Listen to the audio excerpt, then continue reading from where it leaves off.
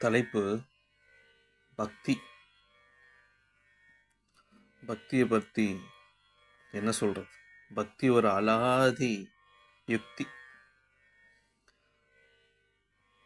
பிரேமை செய்வது, காதல் செய்வது, அன்பு செய்வது என்று மனிதருக்கு அன்பு செய்வது எப்படி என்று கற்றுத்தருவது பக்தி. பக்தி எப்படி இருக்கணும்? தன்னையே கொடுக்கணும் பகவானுக்கு, அப்படி இருக்கணும். இந்த பாரத நாட்டில் எண்ணற்ற பக்தர்கள், மகான்கள், எத்தனையோ சித்தர்கள், ஞானிகள் உதித்தாலும் பக்தி எல்லோரிடத்திலும் பக்தி பரவி கிடக்கிறது. அப்படி பக்தியை சொல்லணும்னா மாணிக்க வாசகர், 63 ஆழ்வார் பெருமான்கள், இன்னும் எண்ணற்ற தியாகராஜ சுவாமிகள். தியாகராஜ சுவாமிகள்லாம் அப்படி ஒரு பக்தி, சொல்லவண்ணா பக்தி. அப்படிப்பட்ட வறுமையிலும் பக்தி இருக்குமா அப்படின்னு யோசிச்சா மிகப்பெரிய கடினம், மிக கடினம்.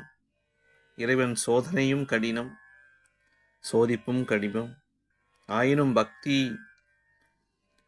ஒரு விக்கிரகத்தை வச்சு மனிதர்களிடம் பெற முடியாத அன்பினை நீ விக்கிரகத்திடமாவது செலுத்து. அந்த அன்பினை செலுத்தி பகவான் வழியில் செல். தன்னை கொடுத்து பக்தி எங்க பெருமைப்படுகிறது என்றால், தன்னையே சரணாகதி செய்த இடத்தில் பெருமைப்படுகிறது. இணையார் திருவடி என் தலைமேல் வைத்தலும் துணையான சுற்றங்கள் அனைத்தும் துறந்தொழித்தேன் அணையார் குன்றிலை அம்பலத்தே ஆடுகின்ற புனையாளன் சீர்பாடி பூவல்லி கொய்யோமோ. மாணிக்க வாசகர். எந்தை எனும் தாய் சுற்றம் மற்றமெல்லாம் என்னுடைய பந்தம் அறுத்தனை ஆண்டு கொண்டான் பாண்டி பிரான் அந்த இடைமருதில் ஆனந்த தேனிருந்த பொந்தை பரவி நாம் பூவல்லி கொய்யோமோ. ஞாயிற்கடைப்பட்ட நம்மையும் ஓர் பொருட்படுத்து தாயில் பெரிதும் தயவுடைய தம்பெருமான் மாயப் பிறப்பருக்கும் எங்கள் பெருமான் என்று எல்லாம் மாணிக்க வாசகர் சிறப்பாக பாடுகிறார். பண்பட்ட பக்தி, நெறிப்பட்ட பக்தி, ஒழுக்கத்தில் நிற்கக்கூடிய பக்தி, தன்னையே பகவானிடம் கொடுத்து சரணாகதி செய்த பக்தி.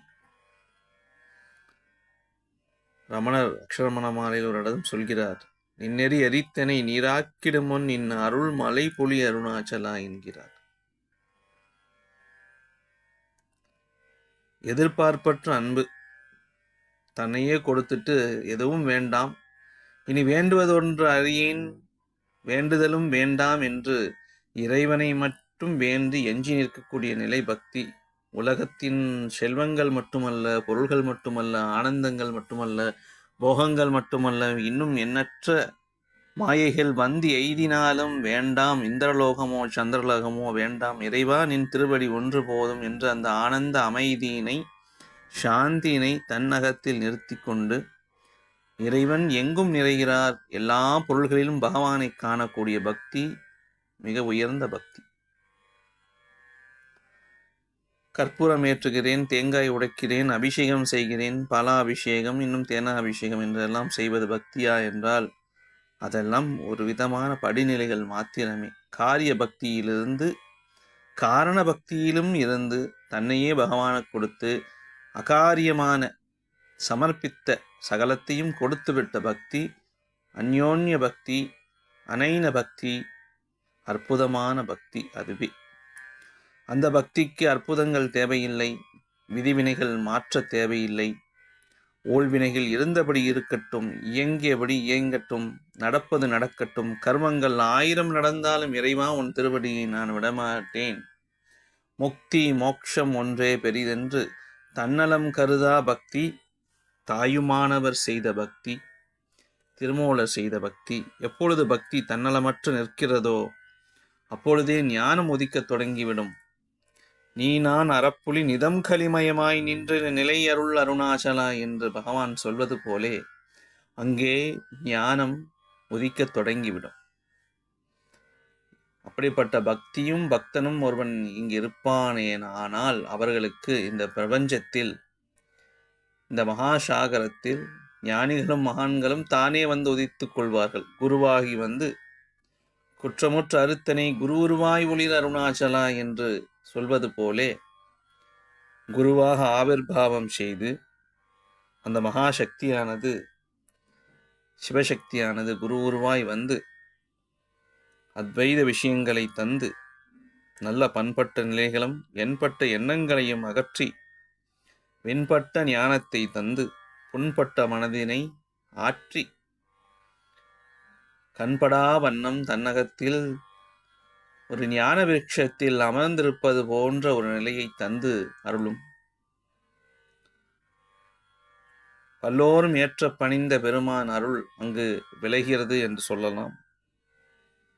நல்ல நிலையான பக்தி பேராசையற்றது, குற்றங்குறைகள் காணாதது, யாரையும் குற்றம் உரைக்காதது. எல்லாம் ஈசன் திருவருள். அவரவர் அவரவர் செயல்களை செய்து கொண்டிருக்கிறார் என்று அவரவர் வழியில் விட்டுவிட்டு அமுத ஞானம் உடையவராகி மனமடங்க பெற்றவராகி விசாரம், சரணாகதி, ஸ்ரத்தை என்று மேலோங்கி விசாரத்தால் மனமகந்தையெல்லாம் அற்று பக்தனானவன் பகவானிலே கரைந்து இனி காணப்பெறுவதில் அனைத்தும் உலக இன்பங்கள் அனைத்தும் இறைவன் திருவருளே என்று தன்னையே சமர்ப்பித்து தன்னையே சரணாகதி செய்து ஞான வழியில் தன்னையே ஒப்புவித்து இனி ஒன்றும் வேண்டேன், இனி ஒன்றும் வேண்டேன், வேண்டுதலும் அற்றேன், ஊர் வேண்டேன், புகழ் வேண்டேன், நாடு வேண்டேன், செல்வம் வேண்டேன் என்று இனி வேண்டாமை எனும் பெரும்பரம் பெற்று அந்த நிலையை நாமும் அடைய வேண்டும், எல்லோரும் அடைய வேண்டும். பாராயணங்கள் இன்னும் எண்ணற்ற பாடல்கள்லாம் பாடினாலும், தேவாரம் திருவாசகம் எல்லாம் பாடினாலும் மெல்ல மெல்ல பக்தி இல்ல பக்தனானவன் தன்னை விசாரம் செய்து தன் நிலையை ஆய்ந்து காண வேண்டும் என்று கூறி, மெய்யான பக்தி எந்த கர்மங்களும் தடை செய்வதில்லை என்றும் கூறி, தேனோடு கொன்றை சடையணிந்த பெருமான் ஊனாடி நாடி வந்து உளம் புகுந்தான் உலகோர் முன்னே நானாடி நின்ற மிடமெல்லாம் நடம்பயிலும் வானோர் கோவே என்று சொல்லி திருவாசகத்தை சொல்லி முடிக்கின்றேன். நன்னெறியில் செய்தருள்வான் சீரால் பொன்னடிக்கே குறி செய்து கொண்டானை ஆண்ட பிரான் குணம் பரவி மொழி செய்து நம்மை முழுதும் தந்து இறைவன் அடியே பணிவோம் என்று கூறி மேலும் மேலும் பக்தி செய்ய வேண்டும். தன்னலமற்ற பக்தியே இறைவன் தொண்டு. தன்னையே அழித்துவிட்டு நடப்பது நடக்கட்டும் என்று ஞான வழியில் துணிந்து அத்வைத ஞானமும் பெற்று அத்வைத பக்தியாகி சிறக்க வேண்டும் என்று சொல்லி இன்னும் பார்ப்போம் அடுத்த சில தலைப்புகளை. நன்றி, நமஸ்காரம். அன்பும் சிவமும் இரண்டென்பார் அறிவிலர், அன்பே சிவமாவது யாரும் அறியிலர். அன்பே சிவமாவது யாரும் அறிந்தபின் அன்பே சிவமாய் அமர்ந்திருப்பாரே. சந்தோஷம். நமஸ்காரம்.